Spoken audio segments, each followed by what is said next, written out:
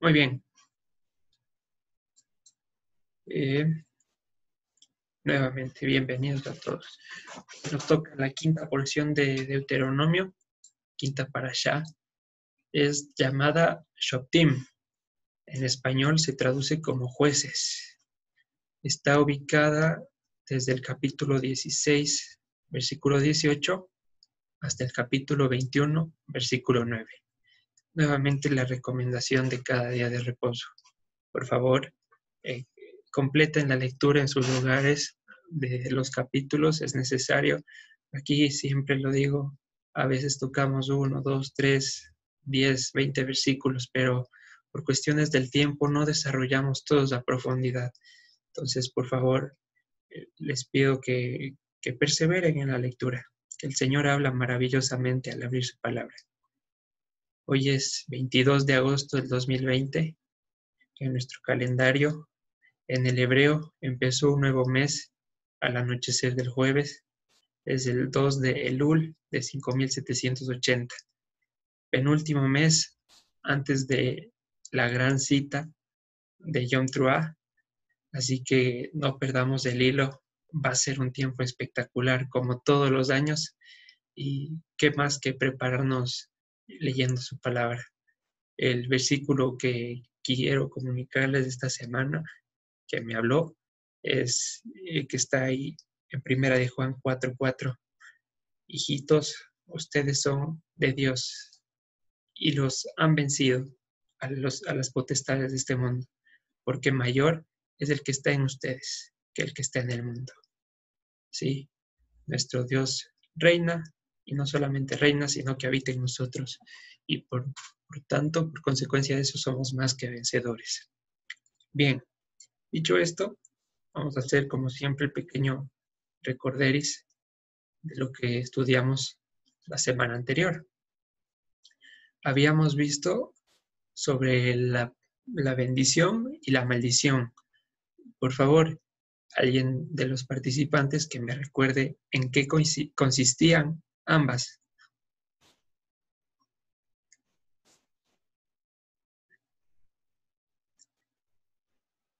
¿Qué significaba que Dios me bendiga? ¿Y qué significa? Sí, Yo, sí. yo, yo. Ya. Lo que recuerdo de lo que representaba en sí la palabra que es bendición y maldición era que bendición se trataba más no tanto de riqueza, de tener o cosas así, sino de haber sido injertados en el pueblo del Señor para poder obviamente escuchar, entender su palabra, y cosa contraria, la maldición. Correcto. Gracias, Susi. Importante anotar que hay dos palabras diferentes para maldición en hebreo. La una, como bien dijo Susi, es la exclusión y el antónimo de bendición. Y la otra vimos que era la disminución de la honra, la humillación. Entonces, eh, en aquellos versículos vimos que producto de la promesa de ser injertados en el pueblo de Israel es que íbamos a escuchar la palabra del Señor, pero que si por cualquier circunstancia nos desviábamos de los mandamientos, íbamos a ser no malditos, sino humillados, íbamos a vivir en constante deshonra, ¿sí? Entonces, tener claro esos conceptitos y esa cuestión. Segundo punto, vimos que el Señor establece una condición súper clara. Cuando entres a la tierra prometida, vas a hacer promesas y debidos procedimientos. El Señor lo establece y dice, no es que porque se acabó el desierto te olvidas de mí, no es que una vez que entres a la promesa se acabó Dios y cada quien viva la fiesta.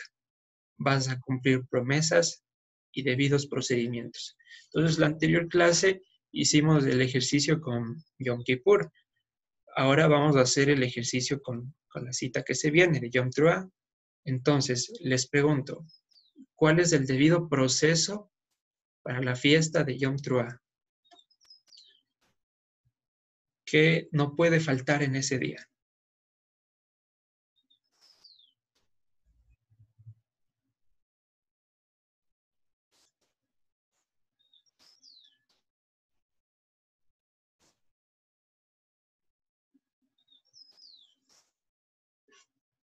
¿Qué le distingue a esa cita de todas las demás? ¿Qué le distingue de Pascua? ¿Qué le distingue de Pentecostés?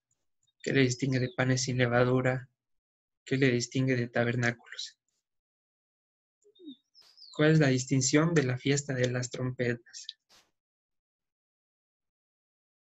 ¿Se recuerdan? La particularidad fue el debido proceso. ¿Sí? Es hacer sonar el shofar. Gracias. Gracias, amiga Dianita. Entonces, el debido proceso y lo que no puede faltar ese día es hacer sonar el shofar. ¿Y cuál es la promesa detrás de hacer sonar el shofar? ¿Por qué lo hacemos? Porque suena bonito, porque estamos, entre comillas, judaizando. ¿Será por eso? ¿Cuál es la promesa? ¿Cuál es el sentido de que suene el shofar ese día?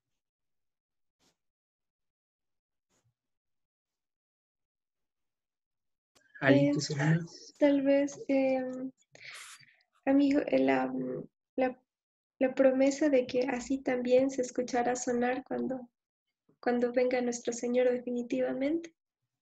Amén. Esa es la proclama. Como está escrito ya en Primera de Tesalonicenses, que entonces escucharemos a la final trompeta y el Señor en un abrir y cerrar de ojos, y todos seremos transformados. ¿Sí?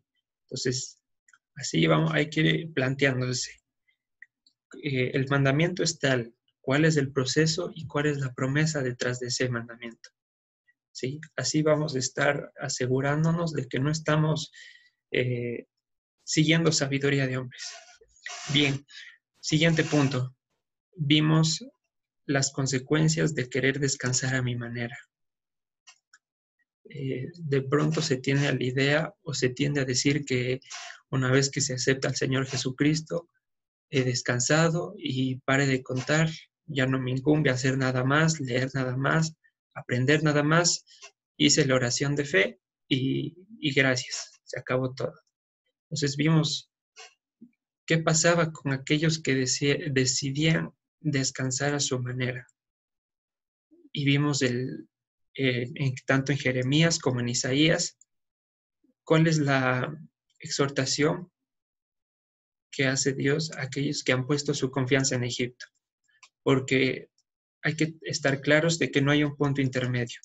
No puedo quedarme, no voy a cumplir los mandamientos, pero tampoco voy a ser del mundo. No hay un limbo, no hay un lugar donde Dios no reine. Más bien, Él dijo, el que no está conmigo, está contra mí. Entonces, si queremos quedarnos en ese punto medio, sepamos que estamos ya volviendo a Egipto. ¿Y qué dice el Señor?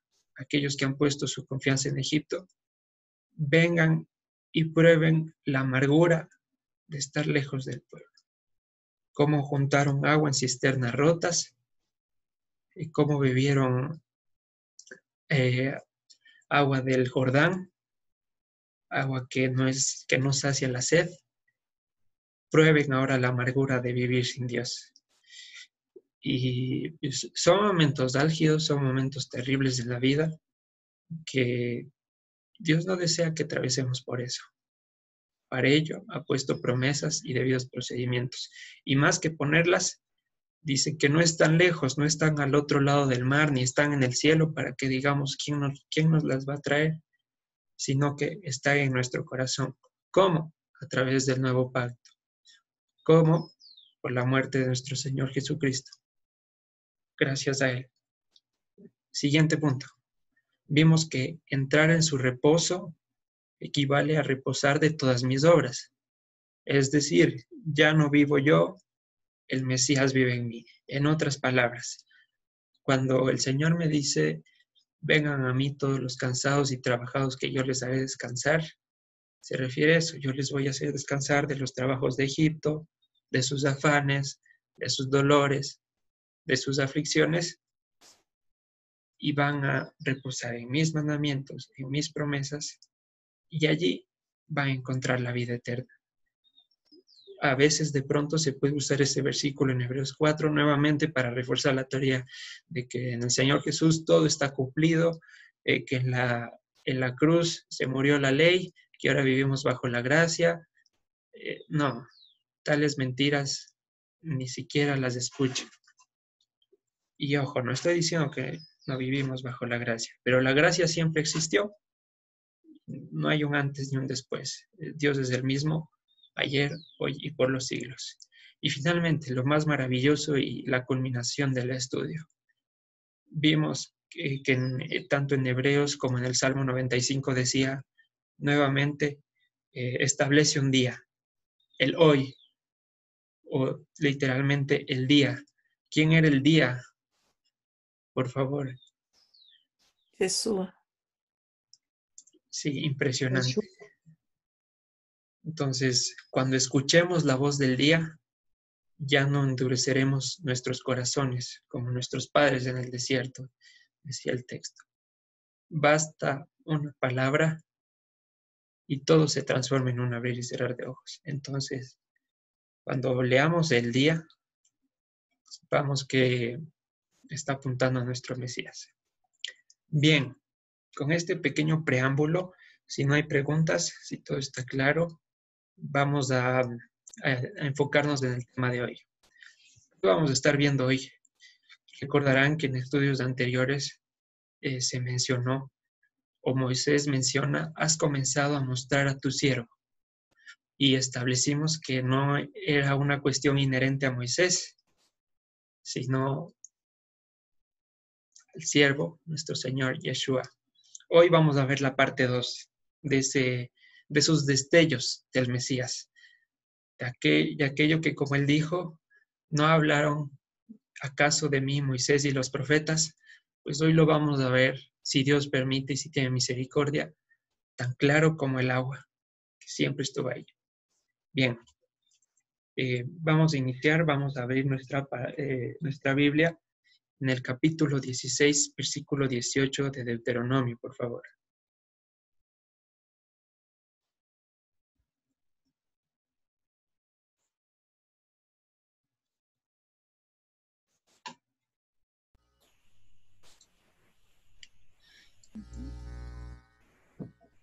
Bien, entonces, esta porción hablará en gran parte de la legislación de Israel, cómo se manejaban los asuntos judiciales, qué procedimientos había que seguir en caso de, qué cosas no había que hacer. Si se quiere decir a modo muy amplio, un énfasis en la Constitución de Israel, así a modo amplio y en términos de hoy en día. Sí. Entonces vamos a leer versículo 18. Dice, jueces y oficiales pondrás en todas tus ciudades, que el Señor tu Dios te dará en tus tribus, las cuales juzgarán al pueblo con justo juicio. Entonces, ¿qué es un juez? Y esta palabra que aparece aquí, Shoptim, específicamente.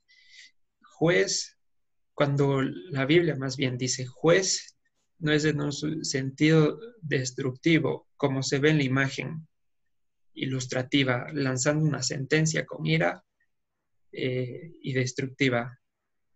O sea, a la final castigo para corrección de parte de Dios. Pero cuando se usa esta palabra juez, no es con el fin de dictar una sentencia, sino más bien con el fin de defender. Y para entender esto tenemos que rememorar un poco el libro de los jueces. ¿Con qué propósito fueron puestos cada uno de los jueces a lo largo del tiempo? ¿Cuál fue su propósito? Defender al pueblo de Israel, defender la honra del pueblo de Israel, alejar a los invasores y, por supuesto, que el pueblo vuelva a tomar el camino de Dios. Entonces, aquí un juez, como ustedes pueden ver en la pantalla, y cuando se usa esa palabra, no es en el sentido de condena o de sentencia, sino más bien en el sentido de defensa.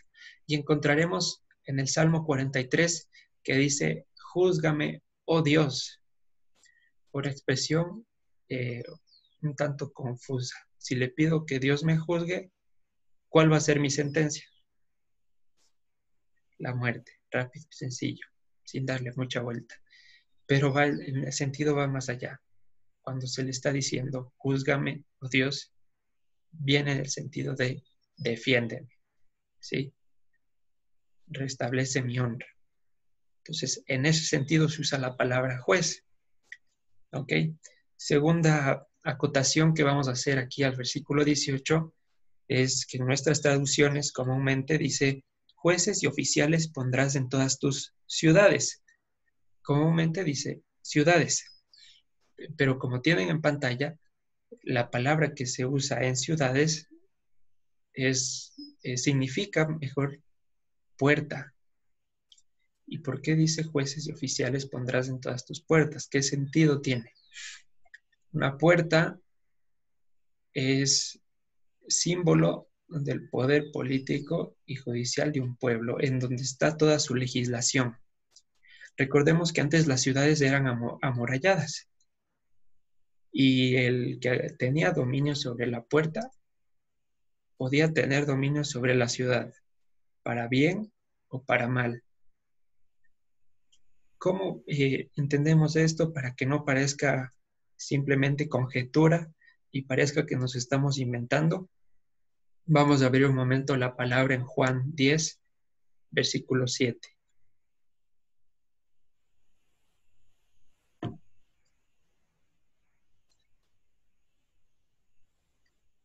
Y si estamos ahí, por favor, que nos ayuden leyendo.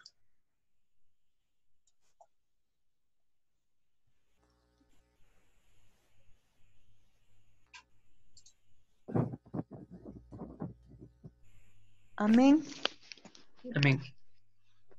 Volvió pues Jesús a decirles, de cierto os digo, yo soy la puerta de las ovejas. ¿Sigo? Hasta ahí, Susi. Gracias. Ay, Muy amable. Entonces, esa aclaración importante. Yo soy la puerta. Dice que el que por mí entrare es porque escuchó la voz del pastor. Pero si alguien intenta entrar por otro lado, es considerado ladrón y salteador. ¿Qué está diciendo entonces Yeshua al decir que es la puerta? Que él domina la ciudad. Y como dijo él, toda potestad me es dada en los cielos y en la tierra. ¿Sí? Entonces, nuestro Señor es el único que permite el ingreso y asimismo la salida del pueblo de Israel. Entonces, cuando dice que eres la puerta, está dejando en claro quién es la autoridad. ¿Y quién más que Dios para ser la puerta de Israel? ¿Ok? Entonces, volviendo a Deuteronomio, dice, jueces y oficiales pondrás en todas tus puertas, que el Señor tu Dios te dará en tus tribus, las cuales juzgarán o defenderán al pueblo con procedimiento de justicia. ¿Sí? Versículo 19. No tuerzas el debido proceso, es decir, no cambies los mandamientos, no cambies la manera en que se deben efectuar las cosas. No distingas rostro. ¿Se acuerdan que lo hablamos, no? El hecho de ni te conozco ni me interesa quién eres. No tomes soborno, porque el soborno ciega los ojos de los sabios y pervierte las palabras de los justos. Como tienen en pantalla, lo he resumido de la siguiente manera. Soborno es la venta en los ojos, la enredadera de todos los justos. No tenemos que profundizar mucho en eso. Creo que en las noticias hay testimonio todos los días de la realidad de nuestro país en ese ámbito. Versículo 20, uno de los versículos más geniales. Me encanta. La justicia perseguirás, para que vivas y heredes la tierra que el Señor tu Dios te da. Nuevamente en consonancia. Quiero entrar a la tierra prometida, que en nuestro caso es la Jerusalén celestial. La respuesta es sí. Pues bien, no va a ser haciendo lo que yo quiero. No va a ser haciendo lo que yo quiero, sino persiguiendo la justicia. La palabra que aquí aparece es tzedek. ¿Qué significa esto de la justicia? Para que no quede subjetivo al significado de justicia que cada uno podríamos tener, sino de acuerdo a la palabra, La justicia es la aplicación del debido proceso, la aplicación del mishpat. ¿Cómo evoco la justicia? Aplicando lo que está escrito. Y tenemos ahí algunas características en pantalla.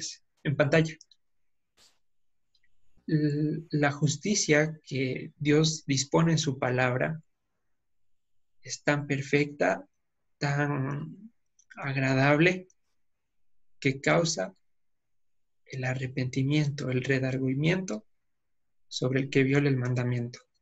¿Qué ejemplo tenemos de esto? ¿Dónde vemos esto ejemplificado tan claramente? En el pasaje famoso de la mujer ramera, cuando va a ser apedreada. Sea que, pues bueno, el juicio iba a ser llevado de una manera injusta, de cualquier manera, viene nuestro Señor y persigue la justicia. Y entonces pone la barrera alta. Primero dice, el que esté libre de pecado, pues lance la primera piedra. Adelante. Todos se fueron. Y él, que estaba en completa autoridad para ejecutar a la mujer, dice, ¿quién te juzga? Yo no te juzgo. Vete y no peques más. Fue tan perfecto el juicio divino que ya sabemos cómo se transformó la vida de esa mujer. ¿Sí? Impresionante. Entonces, esa es la característica del juicio divino. Causa el redargüimiento o el redarguir de la persona que violó el decreto. Esta justicia, cuando la ejerzamos, no va a tener reproche, no tiene dónde hallarle la quinta pata, así vulgarmente.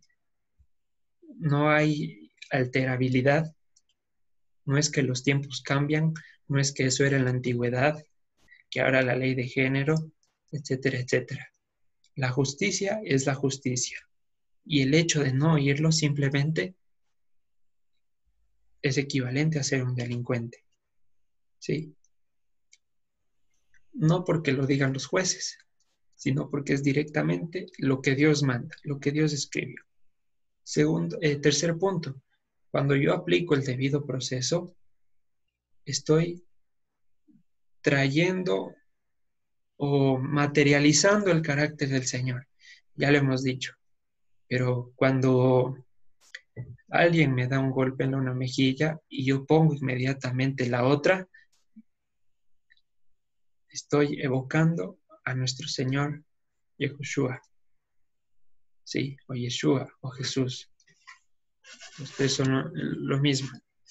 Pero cuando yo hago eso, ¿qué estoy evidenciando a su vez? Que efectivamente la mente del Cristo reposa sobre mí, a la unción del Santo. ¿Sí? Entonces, esa es la importancia del debido proceso. No solamente que es el deber ser de las cosas, sino el reflejo de Dios en mi vida. ¿Ok? Avanzamos. Versículo 21. No plantarás para cera, ningún árbol cerca del altar de Hashem tu Dios.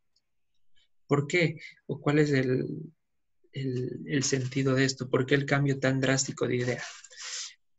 En la imagen que tienen en la parte inferior de la pantalla, pues es una estatua de culto a la deidad de Asera que reposa en el Museo de Estambul. Entonces, para que tengamos una idea.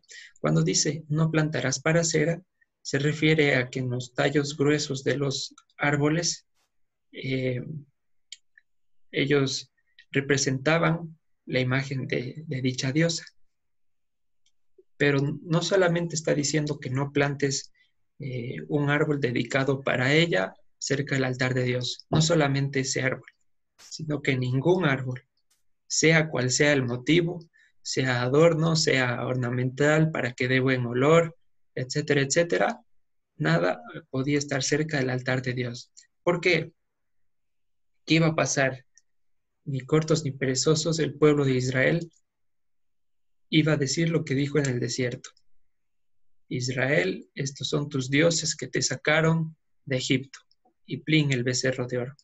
Y es lo que pasa hoy en día. se da crédito a todo menos a Dios. ¿Sí? Entonces, para que no se diga el árbol me habló, ni para que se pueda interpretar que es el árbol milagroso, el Señor dice, ningún árbol, ni de cerca, ni ornamental, ni para que dé sombra, mucho peor si es para honrar a otros dioses, nada de nada.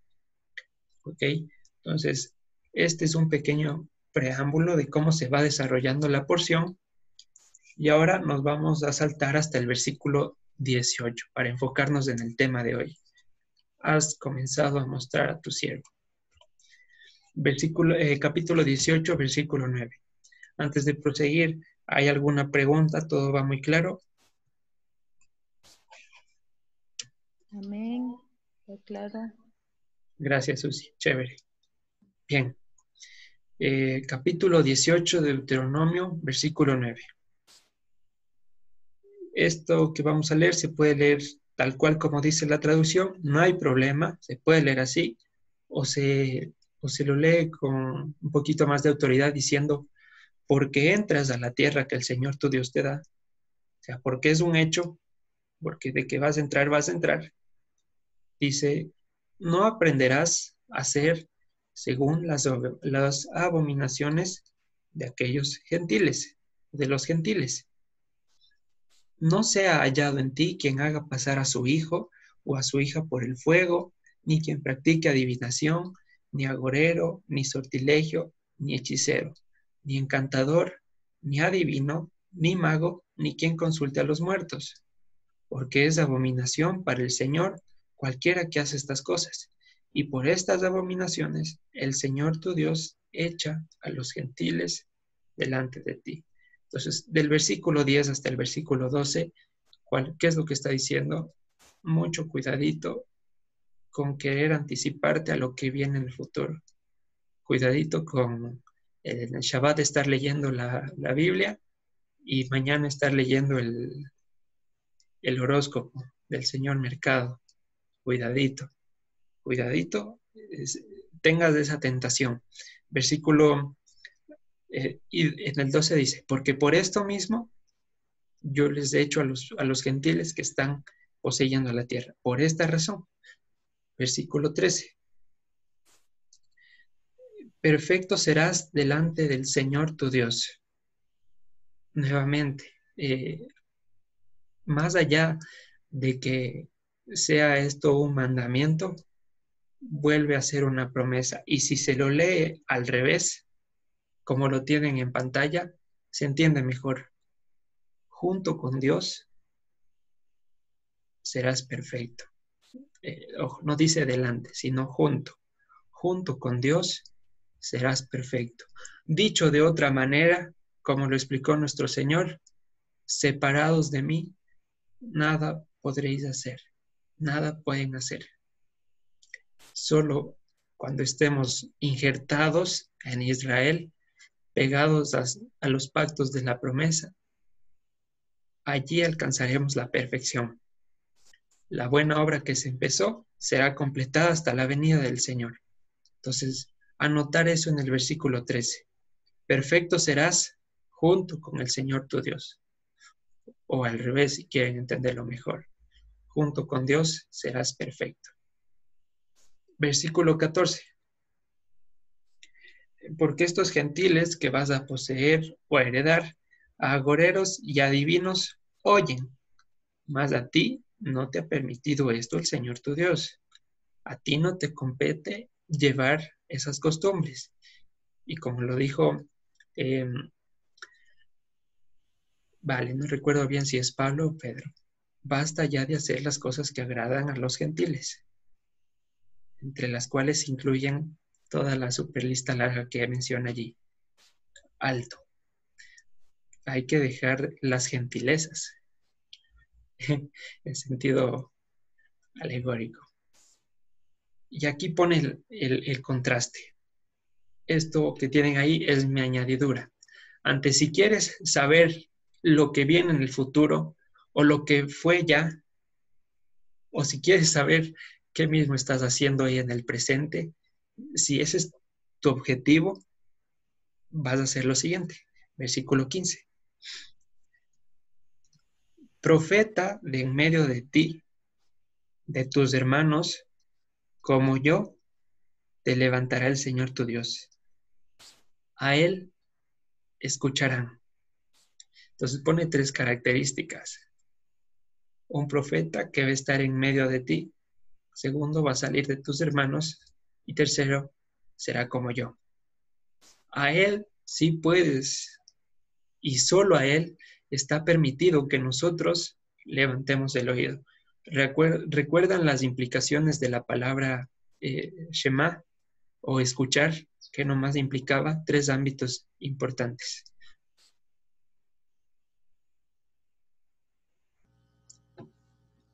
Oír, entender y obedecer.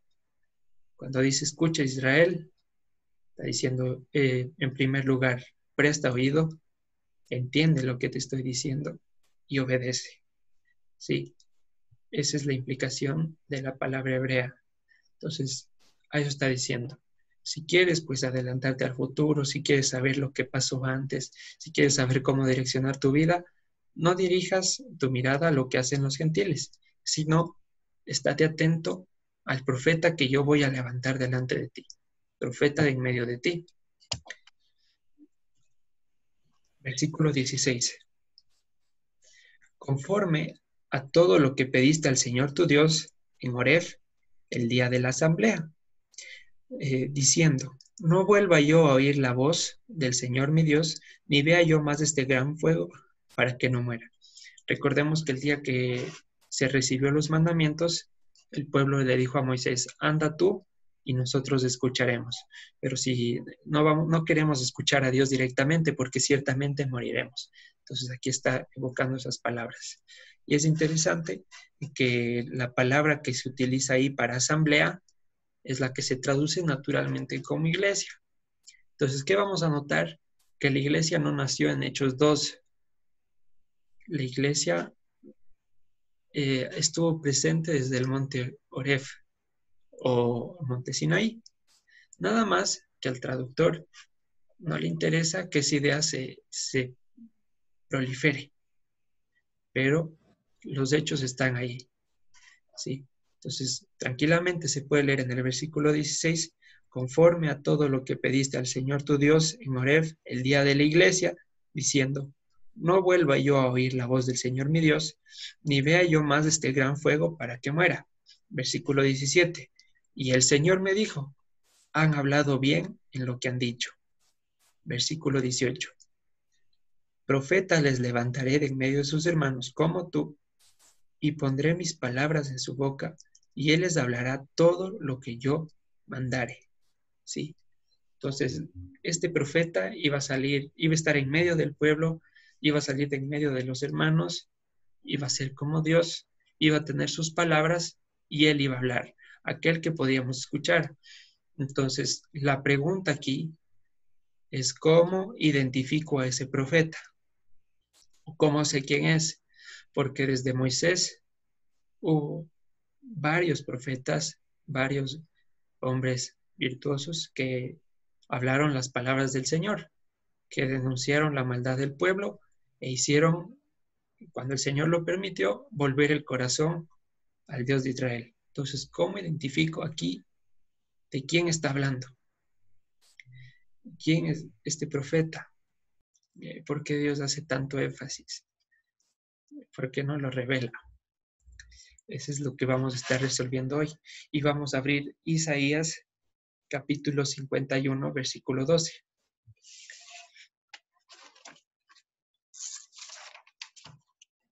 Y para seguir en la lectura, vamos a preguntar al distinguido público cuál era la función de un profeta o cuál es la función de un profeta.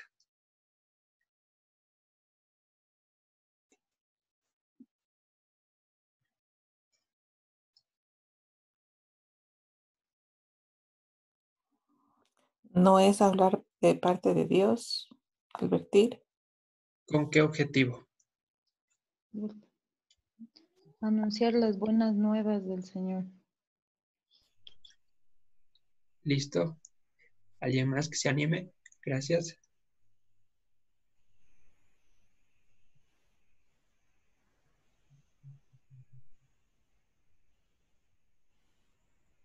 ¿Nadie más? Bueno, un profeta, como bien dicen, habla palabra del Señor, anuncia las buenas nuevas, pero con el objetivo de hacer volver el corazón a la Torá. Ese es el objetivo del profeta. Y puede hablar cosas actuales o también sobre el futuro, pero profecía no es adivinación. A veces se escucha de pronto en las congregaciones, llega tal persona y le dice, profetíceme sobre mi vida, cuándo me voy a casar, cuándo me voy a comprar la casa, etcétera, etcétera. Entonces la profecía no viene con ese objetivo, sino más bien con el hecho de hacer volver el corazón a la ley. ¿Pueden ser hechos del futuro? Sí, pero no necesariamente. Ok, entonces, entendiendo eso, vamos a leer lo que dice Isaías 51, versículo 12. Por favor, alguien que nos ayude con la lectura. Amén. Gracias, Lucy. Yo soy vuestro consolador. ¿Quién eres tú para que tengas temor del hombre, que es mortal, y del Hijo del hombre, que es como heno? Siga nomás, Lucy. Dele nomás. Yo le aviso. Y ya te has olvidado de Jehová, tu Hacedor, que extendió los cielos y fundó la tierra, y todo el día temiste continuamente del furor del que aflige, cuando se disponía para destruir. Pero ¿en dónde está el furor del que aflige? El preso agobiado será liberado pronto. No morirá en la mazmorra, ni le faltará su pan. Porque yo, el Señor, que agito el mar y hago rugir sus ondas, soy tu Dios, cuyo nombre es Jehová de los ejércitos. Y en tu boca he puesto mis palabras, y con la sombra de mi mano te cubrí. Extiendo los cielos y echando los cimientos de la tierra, y diciendo a Sión, pueblo mío eres tú. Despierta, despierta, levántate, oh Jerusalén, que bebiste de la mano del Señor el cáliz de su ira, porque el cáliz de aturdimiento bebiste hasta los sedimentos. De todos los hijos que dio a luz, no hay quien la guíe, ni quien la tome de la mano, de todos los hijos que crió. Estas dos cosas te han acontecido, asolamiento y quebrantamiento, hambre y espada. ¿Quién se dolerá de ti? ¿Quién te consolará? Tus hijos desmayaron, estuvieron tendidos en las encrucijadas de todos los caminos, como antílope en la red, llenos de la indignación del Señor, de la ira del Dios tuyo. Oye pues ahora esto, afligida, ebria y no de vino. Así dijo el Señor, Jehová tu Señor, y tu Dios, el cual aboga por su pueblo. He aquí, he quitado de tu mano el cáliz de aturdimiento, los sedimentos del cáliz de mi ira. Nunca más lo beberás. Y lo pondré en mano de tus angustiadores, que dijeron a tu alma, inclínate y pasaremos por encima de ti. Y tú pusiste tu cuerpo como tierra y como camino para que pasara. Ahí, Lucy, gracias. Chévere. Entonces, ¿qué nos empieza hablando en el versículo 12 de Isaías 51? ¿Y cuál es el contexto de todas estas palabras? Es la cautividad de Judá. ¿Sí? Por eso dice que ya no, de todos los hijos que dio a luz, ya no queda ninguna que la sostenga. Tanto Israel como Judá fueron llevados cautivos. Asolamiento total en la tierra de Israel. No quedaba nada. Bebió del cáliz de la ira, dice el Señor, hasta los sedimentos. Y está ebria y no de vino, aturdida. Pero eso se acabó, porque hace la pregunta, En el versículo 19, ¿quién se dolerá de ti? ¿Quién se consolará? Y en el versículo la responde, yo mismo soy el consolador de ustedes. Es decir, Dios mismo iba a consolar al pueblo. Pero hay que preguntarnos para este punto, ¿qué es consolar? Cuando Dios dice que va a consolar al pueblo, no está diciendo en un sentido afectivo de ven, no pasó nada, tranquilo, todo va a estar bien. No, en el sentido hebreo, el hecho de consolar tiene el objetivo de volver al estado original. ¿Sí? Como restaurar una obra, una pintura vieja, volver al estado en el que fue construida. Y de eso se trata la consolación, volver al pueblo a lo que debió haber sido en el principio. ¿En qué principio? En el jardín, viendo cara a cara a Dios, a ese principio. Y a esa consolación es la que debemos volver. Entonces, para hacer un contexto súper general y súper amplio de lo que está pasando y de lo que habla el profeta, empieza en Isaías 40 diciendo, consuelen, consuelen a mi pueblo. Pide eso, consuelen, consuélenlo, devuélvanlo al estado original. Y como punto 2, Dios envía esa palabra y ¿qué responde el pueblo? Raquel llora sobre sus hijos, se niega a ser consolada. El pueblo, lejos de aceptar esa consolación, de buscar el medio para volver, pues decide seguir en la cautividad. Y a eso responde el Señor. Aunque no les guste, aunque ustedes no quieran, aunque no haya quien les levante, aunque todos hayan sido dispersos, yo soy su consolador. Yo. Entonces, ¿qué nos quiere decir esto en respuesta a lo que estamos viendo sobre el profeta en Deuteronomio? ¿Cuál es la diferencia entre los profetas y el profeta? Los profetas podían pasar hablando 40 años, 50 años, que si Dios no lo permitía, no escuchaban la palabra y ese corazón quedaba naturalmente endurecido. Eso pasó con Jeremías, predicando 40 años de la cautividad y nadie le hizo caso y no se pudo evitar lo inevitable, la cautividad. Pero, ¿cuál es la distinción de este profeta? Que iba a efectuar la consolación. Y es lo que dice el versículo 51, el 12 del 51. Nadie puede consolar a Israel como Dios mismo lo haría. Nadie tiene el poder y la autoridad para que con una sola palabra el corazón de piedra se destruya. Entonces, es la primera diferencia. ¿Cómo vamos a distinguir? Que el único que puede consolar a Israel, el único que puede ser el profeta 100% efectivo, es Dios mismo. ¿Sí? Entonces, para desmenuzar esta idea un poco más, avanzamos hasta el versículo 7 de Isaías 52. ¿De pronto hay alguna duda hasta ahí? ¿Estoy yendo claramente o enredé las cosas mucho? Déjenme saber, por favor. Está claro. Chévere. Gracias. Entonces, versículo 7 de Isaías 52. Consultando algunas fuentes, algunos sabios de la escritura hebrea y del lenguaje, me permito presentarles a ustedes una traducción del versículo un tanto mejorada que ayuda a entender mejor lo que quiere decir el versículo. ¿Sí? Entonces, voy a leer nuestra traducción y luego traduzco los pequeños cambios que se hicieron para entender mejor. Dicen nuestras versiones normales: cuán hermosos son sobre los montes los pies del que trae alegres nuevas, del que anuncia la paz, del que trae nuevas del bien, del que publica salvación, del que dice a Sión, tu Dios reina. Listo.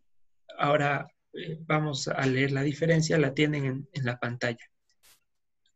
Cuán hermoseados están sobre las montañas los pies del anunciador.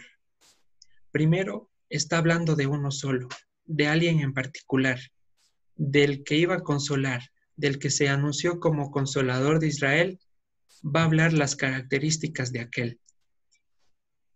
Dice, repito, cuán hermoseados están sobre las montañas los pies del anunciador, del que hace oír Shalom, el que anuncia el bien, el que hace oír la salvación.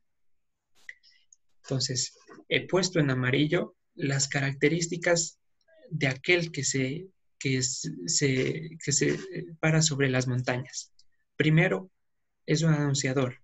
Segundo, con sus palabras derrama Shalom. Tercero, anuncia el bien. Cuarto, hace oír la salvación también. Entonces, vamos a ver quién lo logró, quién hizo oír el Shalom en primer lugar. Juan 14:27, por favor.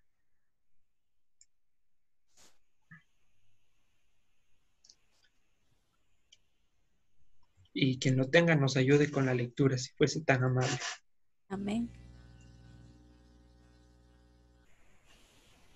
La paz os dejo, mi paz os doy. Yo no os doy como el mundo la da.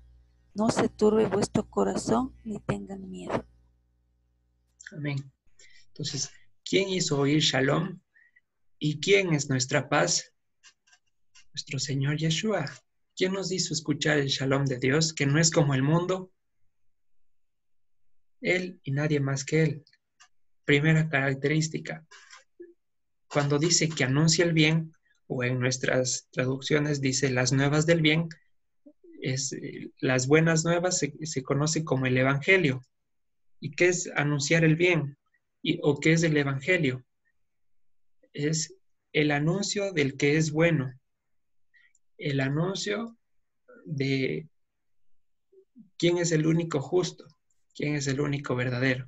Ese es el Evangelio. No son los 4 libritos que están ahí en el Nuevo Testamento, Mateo, Lucas, Juan, Marcos. No es solo eso el Evangelio. ¿Se los llama así por practicidad? Sí, pero el Evangelio corresponde, o su característica es anunciar el bien. ¿Y quién es el único bueno? Dios.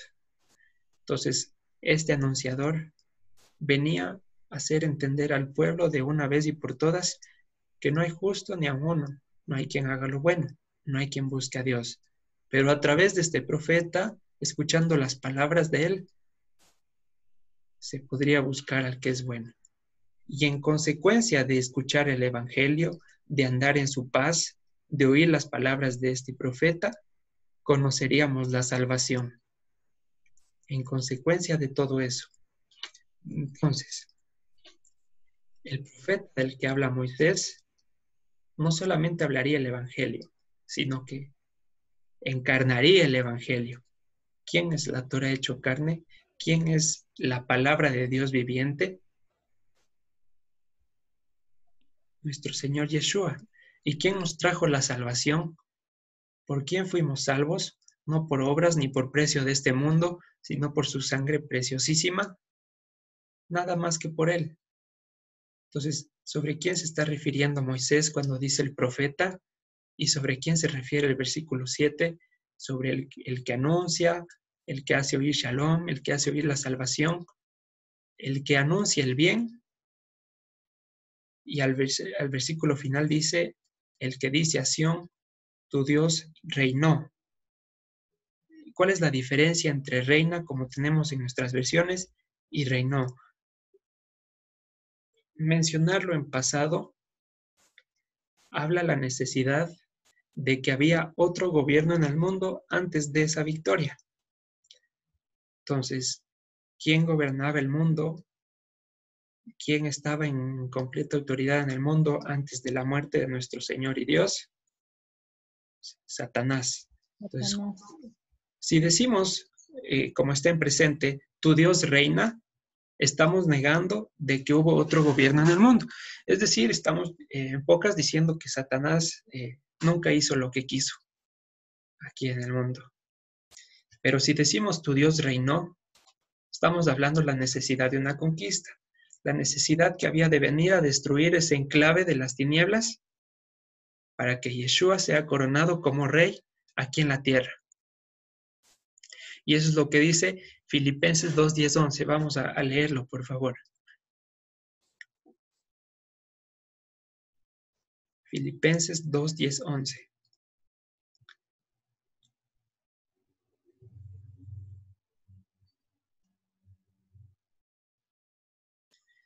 Quien lo tenga, por favor, nos ayuda con la lectura. Amén, mi hermano Carlitos. Muchas gracias, hermana María. Filipenses 2, 10 dice la palabra. ¿Para qué al nombre de Yeshua doblan la rodilla? Todos los que están en los cielos y en la tierra y debajo de la tierra. Y todos reconozcan que Yeshua es el Señor para honra de Dios Padre. Amén. Entonces, cuando Él vino a morir, vino a cumplir ese propósito. Destruyó el enclave de las tinieblas para que ya no confesemos con nuestras obras a Satanás como rey del mundo, sino ¿a quién? A Yeshua. Que toda rodilla se doble y que toda lengua confiese que Yeshua es el Señor o es Dios. Y en Hebreos 2:14 dirá, así que por cuanto los hijos que participaron de carne y sangre, Él también participó de lo mismo, para destruir por medio de la muerte al que tenía el imperio de la muerte, esto es al diablo, y liberar a todos los que por el temor de la muerte estaban durante toda la vida sujetos a servidumbre. ¿Sí? Entonces, cuando dice, el que dice a Sión, tu Dios reinó, en pocas está diciendo lo que dijo en la cruz. Consumado es. Se acabó. Victoria para siempre. Y lo que dice allá en Corintios. ¿Dónde está, oh muerte, tu aguijón? ¿Dónde está, oh muerte, tu sepulcro? Con la misma muerte venció al que tenía el imperio de la muerte. Entonces, esas son las características del profeta.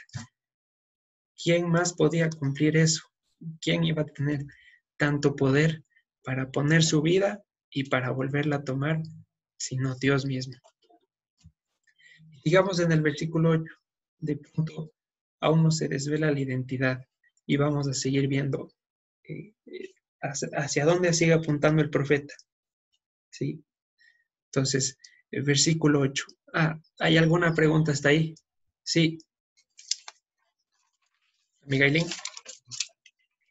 Amigo, a ver, entonces ya me confundí un poco. El profeta nos dice todavía, no se nos revela, pero bueno, ya se nos van dando pistas. Pero y entonces Moisés también era un profeta, ¿verdad? Correcto. Eso es lo que les contaba. ¿Cuál es la diferencia entre los profetas y el profeta? Primero, que este profeta iba a hacer escuchar el shalom, iba a hacer escuchar la salvación, iba a anunciar al que es bueno, iba a afirmar el reino de Dios en la tierra. Y entonces vamos viendo con evidencias quién es el único que lo cumplió efectivamente, quién es el único que tiene tanto poder para llevar eso de las palabras a los hechos. ¿Quién es el único que lo hizo? Jesús. Yeshua. Correcto. Pero Entonces, entonces, sí.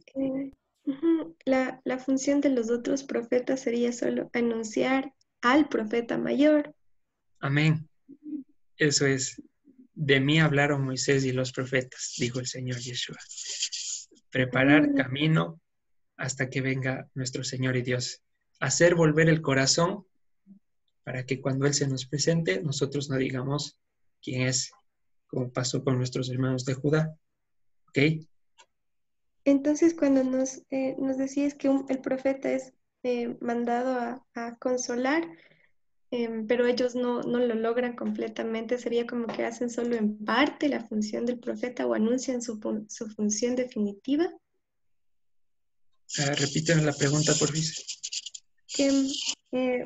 Bueno, yo entendí de lo que estábamos revisando que una de las funciones del profeta es mandar a consolar, pero no hay quien consuele como Dios mismo. Entonces ellos hacen en parte la función de el profeta definitivo, ¿o no? Como está escrito, todo aquello era sombra de lo que había de venir. daban un tráiler, digámoslo así, de lo que iba a pasar. Porque Isaías dijo, yo soy vuestro consolador. Y aquí en el versículo 8 vamos a ver que marca una acción. Pero cuando se cumplió eso, no fue hasta mucho tiempo después. Entonces, como dije al principio, los profetas sí pueden enmarcar una acción en el futuro. Y es lo que vamos a ver a continuación. Estaban esbozando la venida de nuestro Señor Jesucristo. ¿Mejor ahí? Sí, amigo, muchas gracias. Chévere. Isaías 52, versículo 8. Voz de tus atalayas, alzarán la voz, juntamente darán voces de júbilo, porque ojo a ojo verán que Dios vuelve a Sión. Esto es literal, hermanos. Ojo a ojo, todos vieron cómo nuestro Señor entró triunfalmente a Jerusalén. Cuando decían, bendito el Hijo de David. Fue en ese momento cuando se cumplió. Aquí está hablando de la primera venida. Ojo a ojo verán cuando Dios vuelva a Sión. Ojo a ojo. A nadie se le escapó. La presencia de Dios no fue oculta, sino que en ese momento todos lo recibieron. Cuando fue montado en el pollino y le lanzaban rosas, ramos, sus mantos, y lo adoraban y le aclamaban. Alzaban la voz en júbilo. Versículo 9. Cantad alabanzas, alégrense juntamente, soledades de Jerusalén o destrucciones de Jerusalén, porque el Señor consolará a su pueblo, a Jerusalén redimirá. Alegrémonos, tenemos promesa de consolación. Sí. Versículo 10, aquí viene lo importantísimo. Dios desnudó su santo brazo ante los ojos de todos los gentiles, y los confines de la tierra, y todos los confines de la tierra verán la salvación del Dios nuestro. ¿Qué quiere decir esta cuestión de desnudó su brazo? Dejó su gloria, se disminuyó, dejó de ser, dejó todos los atributos de la deidad y vino en forma de hombre. Se disminuyó al tamaño de una semilla de mostaza. Se humilló y vino a ser siervo. Cuando dice el versículo 10 que desnudó su brazo, el brazo de su santidad, se refiere a cómo nuestro Dios Yeshua no se aferró a toda su grandeza, sino que vino a morir y a ser humillado. Y esto a ojo de todas las naciones. Y todos los confines de la tierra verán la salvación del Dios nuestro. Nosotros no somos los confines de la tierra. ¿Qué hacemos al otro lado del mundo entendiendo Torah y el Evangelio? ¿Qué hacemos? ¿Cómo es esto posible? Es porque el profeta nos está hablando. Versículo 11. Apártense, apártense, salgan de ahí, no toquen cosa inmunda, salid en medio de ella, purifíquense los que llevan los utensilios del Señor, porque no saldréis apresurados, ni irán huyendo, porque el Señor irá delante de ustedes, y Él congregará a ustedes, el que los congregará a ustedes es el Dios de Israel. Versículo 13. En nuestras traducciones, lamentablemente han puesto prosperado. ¿Con qué sentido? No lo sé. Pero, nuevamente, con permiso de todos, me permito hacer una aclaración en el versículo 13. He aquí, mi siervo causará entendimiento. La palabra que de allí traducen no es prosperar en ningún sentido ni de ninguna manera, sino el hecho de causar entendimiento. He aquí mi siervo causará entendimiento, será engrandecido y exaltado, y será puesto muy en alto, Cómo se asombraron de ti muchos, de tal manera fue desfigurado de los hombres su parecer y su hermosura más que la de los hijos de los hombres. Voy a leerlo en otra versión que se me hizo más fácil. Dice, de la manera que muchos se asombraron de ti, pueblo mío, es decir, como vieron la destrucción de Jerusalén, como vieron que fue destruida hasta sus cimientos, así fue desfigurada la apariencia más que de cualquier hombre, y su aspecto más que el de los hijos de los hombres. Como destruyeron Jerusalén, e incluso peor, fue el herido por nuestras rebeliones, aplastado por nuestras iniquidades. Versículo 15. Así asombrará él a muchas naciones. Los reyes cerrarán ante él la boca, porque verán lo que nunca les fue contado y entenderán lo que jamás habían oído. ¿No es eso lo que nos pasó? Empezamos a leer aquellas historias que nunca habíamos escuchado en nuestra vida, de Abraham, de Moisés, de los profetas, de la dispersión. Y no solo las vimos, sino que de aquello que no habíamos escuchado, empezamos a entenderlo. ¿Por qué? Porque una característica de este siervo, que también es el profeta, es causar entendimiento en el corazón. Entonces, ahora sí, si de pronto había alguna duda, ahora sí podemos decir quién es el profeta del que hablaba Moisés.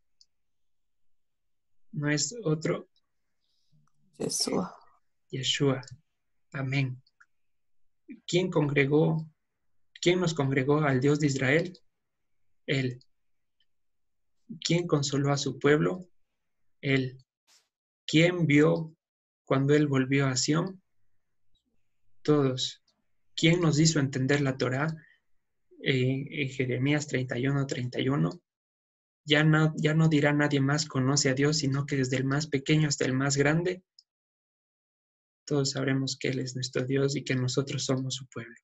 Porque la Torá habita en nuestro corazón gracias a su sacrificio.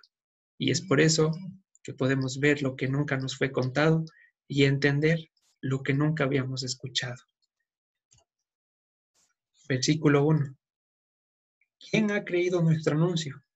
¿Quién se imagina tanta maravilla? ¿Cómo es posible que hayamos accedido a eso? Nosotros los que estábamos sin esperanza y sin Dios en el mundo. ¿Cómo alcanzamos tanta gracia?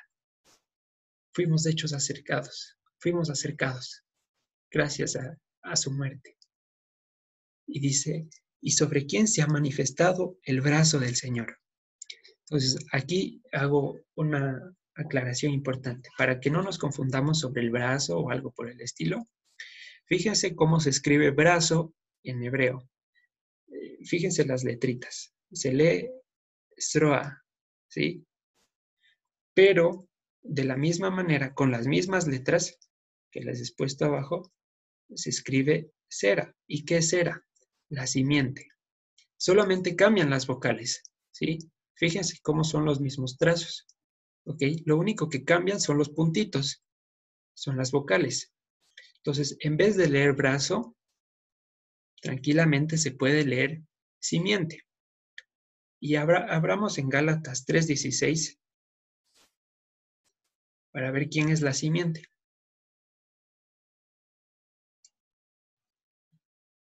Y cuando lo tengan, por favor, me ayudan con la lectura.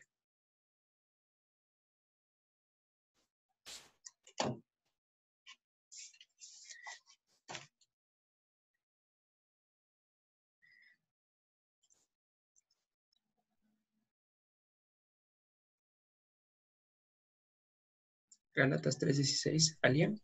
Amén.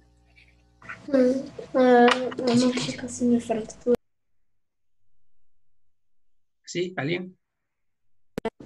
Amén, mi hermano Carlitos. Sí, porfis. Ahora bien, Dios hizo sus promesas a Abraham y a su descendencia. La escritura no habla de descendencias en plural, sino en singular. Dice, y a tu descendencia, la cual es Cristo. Muchas gracias, hermana María. ¿Alguien tiene otra versión, por favor? No está mal, sino que la han traducido ahí como descendencia.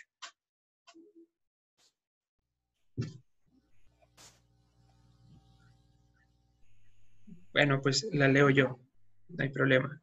Dice en Gálatas 3:16. Ahora bien, a Abraham fueron hechas las promesas, y a su simiente. No dice a las simientes como si hablase de muchos, sino como de uno. Y a tu simiente, la cual es Cristo. Entonces, si en vez de leer y sobre quién se ha manifestado la simiente de Dios, leemos y entendemos sobre quién se ha manifestado el siervo, sobre quién se ha manifestado el profeta, sobre quién se ha manifestado el Mesías, sobre nosotros. Se puede hacer ese cambio para entender mejor el texto. ¿Ok? Vamos claros hasta ahí. Amén. Amén, Carlita. Chévere. Entonces vamos a finalizar yendo a Lucas 2:21, por favor.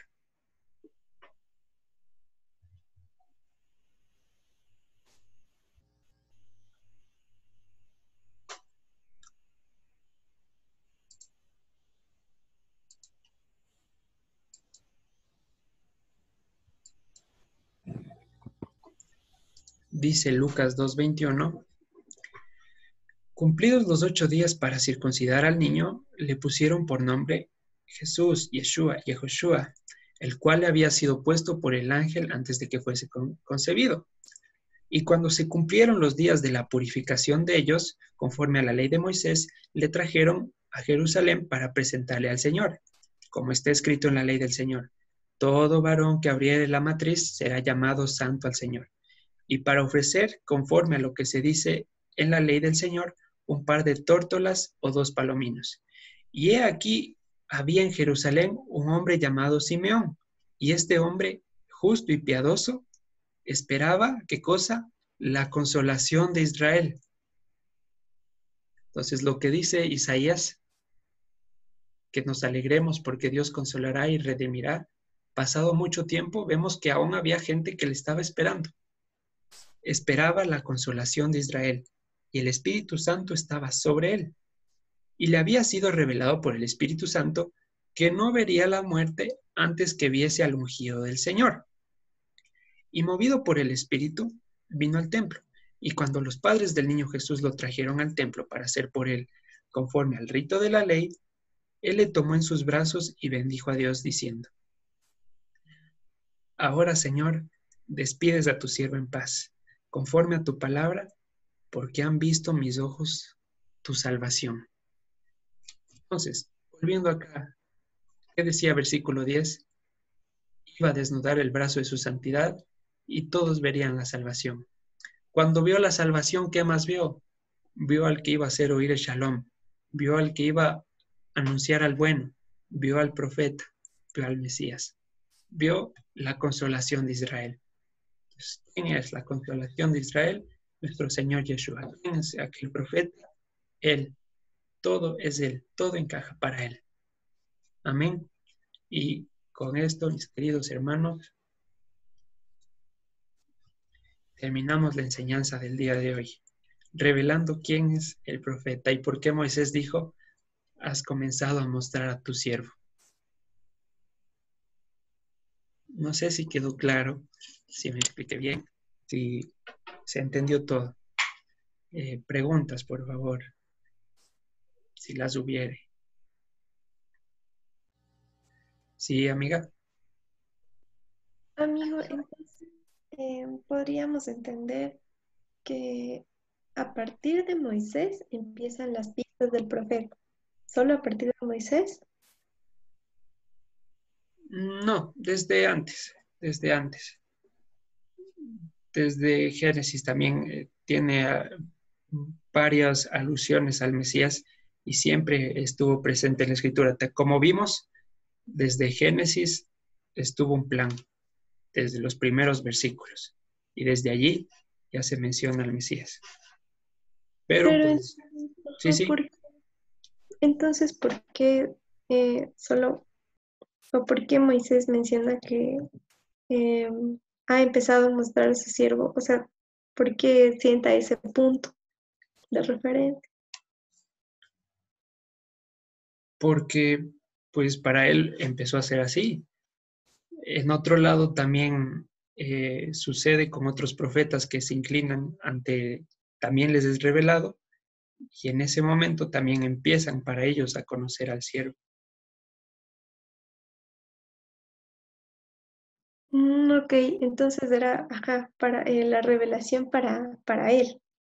Claro, es por ejemplo, cuando Dios le revela el nombre a Moisés en Éxodo, lo revela desde ese momento, entonces podríamos preguntar, ¿y cómo es que lo escribe en capítulos anteriores? Pues es retrospectivo. Entonces, todo empieza desde que lo revela él y luego lo revela a otros posteriormente. Cada quien con su experiencia personal. Ya. Ok, amigo. Gracias. Ok, amiga. Otra pregunta, queridos hermanos.